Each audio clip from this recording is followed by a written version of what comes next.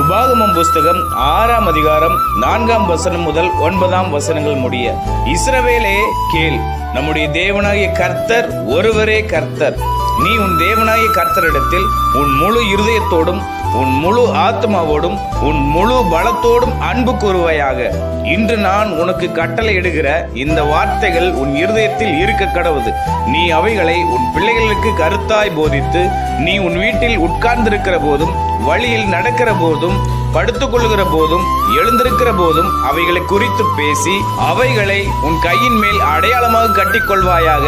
அவைகள் உன் கண்களுக்கு நடுவே ஞாபக குறியாய் இருக்க கடவுது. அவைகள் உன் வீட்டு நிலைகளிலும் உன் வாசல்களிலும் எழுதுவாயாக. ஆம் என கண்பானவர்களே, நாமும் நம்முடைய வாழ்க்கையில நம்முடைய தேவனாகிய கர்த்தரிடத்தில் முழு இருதயத்தோடும் முழு ஆத்மாவோடும் முழு பலத்தோடும் அன்பு கூர்ந்து அவருடைய கட்டளைகளை நம்முடைய இருதயத்தில் வைத்து பரிசுத்தமாய் ஜீவிக்கும் பொழுது கர்த்தர் நம்மை ஆசீர்வதித்து உயர்த்துவார். ஆமேன்.